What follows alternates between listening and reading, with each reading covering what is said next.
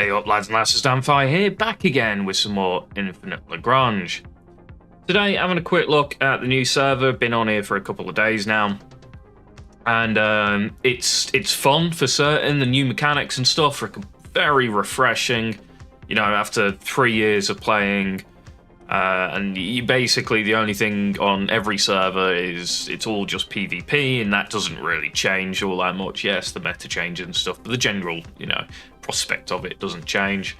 So this one's quite interesting because more or less you are trying to work together, everyone in the server, which is, that's a bit refreshing. Obviously, you got some outliers that like to just fuck around, as it were. So yeah, do expect some people to try and just ruin it for everybody else, because that's what people are like when it involves the internet anyway.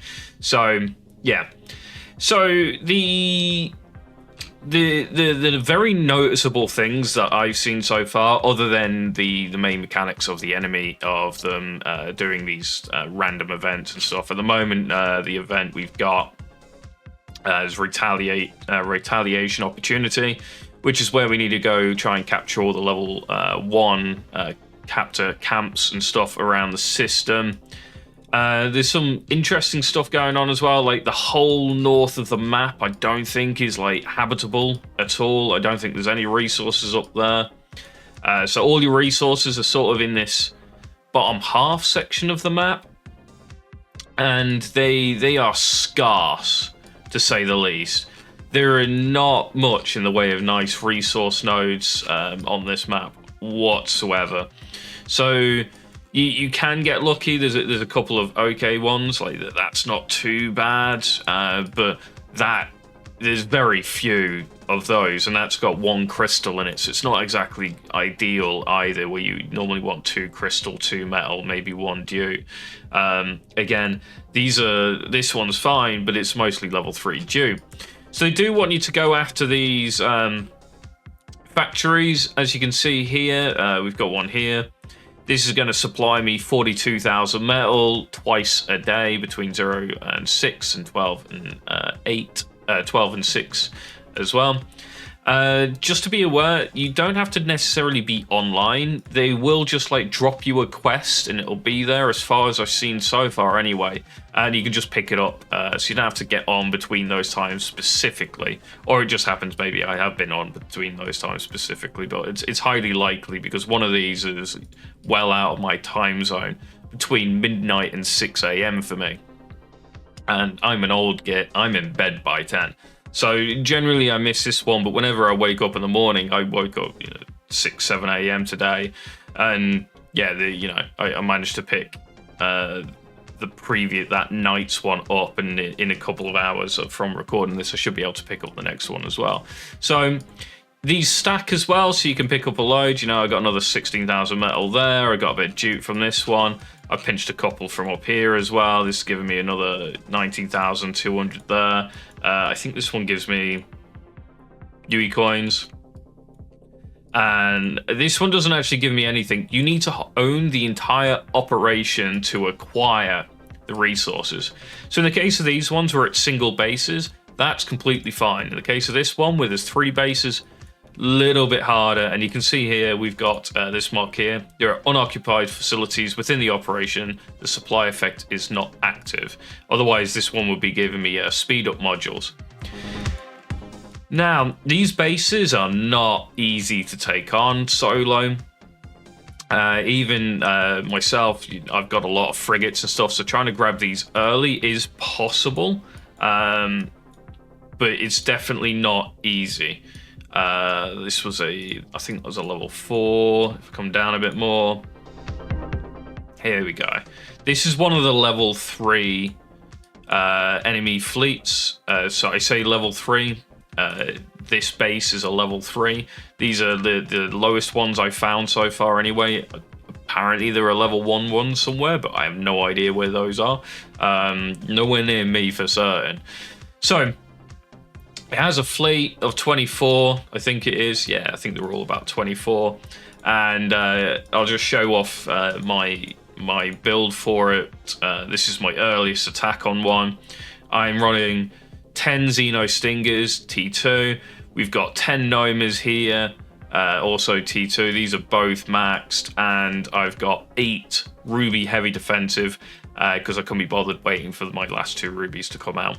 And I got a couple of Winged Hussars. Now, I used the Winged Hussars because they do have CVT 800s. 2 Winged Hussars was enough to take out the T800s and the AT021s there. And the sustain from the Noma support and the heavy defensive rubies was enough to just tank for the most part the rest of the damage output from the level 3s, allowing me to take it. If you're newer, I recommend, like you don't have V2 of everything, I recommend maybe trying to get 2-3 of you to attack these at a time and then help each other out. Because solo, these are quite tanky. Just to give you an example as well, the leap from level 3 to level 4 is quite significant. Here's a level 4. We've got Chimera defensive, and goddamn, these things take a beating. Offensive missiles, light cone, series, heavy dual purpose AC721s, Core Torps, which are quite nasty. You can see here the Core Torps did like some decent damage output there for them. Ion Rubies, again, quite nasty. Stealth Ralliats, bit of tank in the mid row. Strix and CV-M11s. And yeah, even with my sort of early mid-game fleet of 10 Tauruses, Nomas, Erises, and a couple of Winged Hussars again to deal with, I actually took quite a few losses on these level 4. You can see I've lost 3 Nomas, 2 Heavy Cannon Erises, and a Taurus. Almost losing, you know, a second Taurus and a third HC Eris there. And again, I'm running max ships, so be aware, level 4s, they take quite a beating.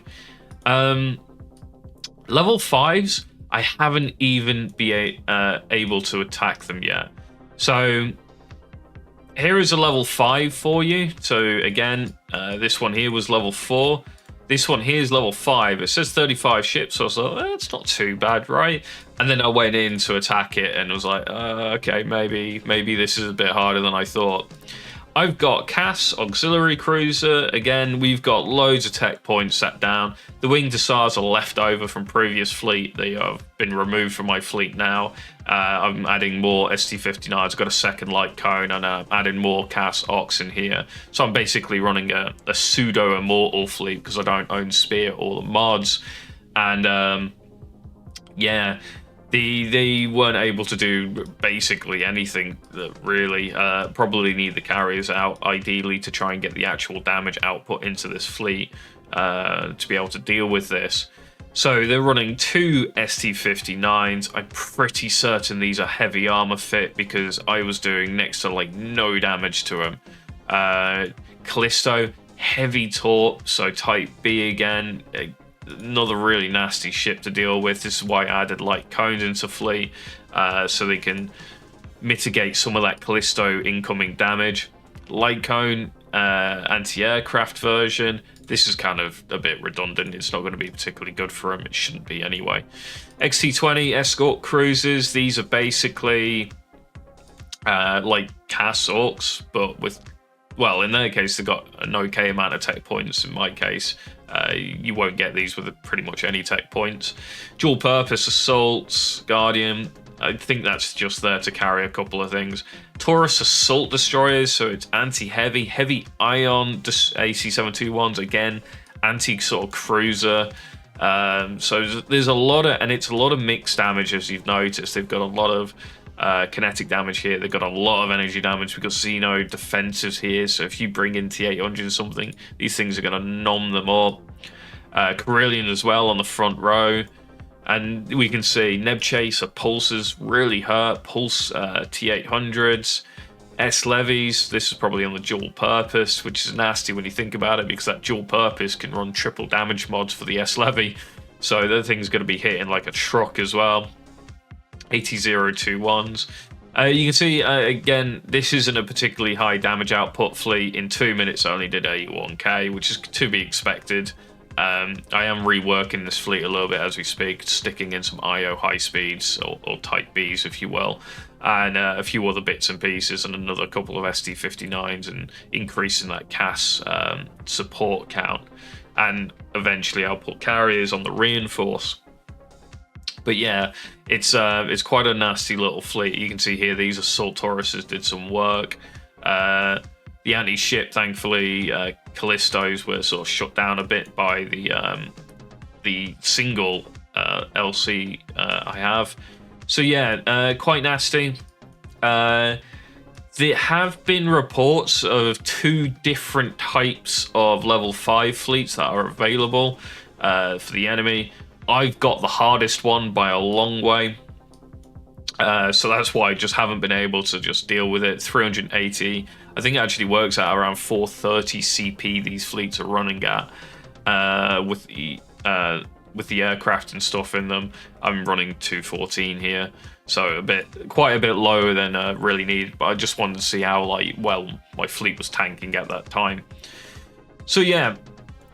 On top of that, you also have armed privateers. These just randomly go around and blow your stuff up. They aren't actually related to the Skyfire Battalion, which is interesting because it does mean that when you're picking your agreement, if you pick individual or any of the other ones, I may actually recommend neutral agreement for this server.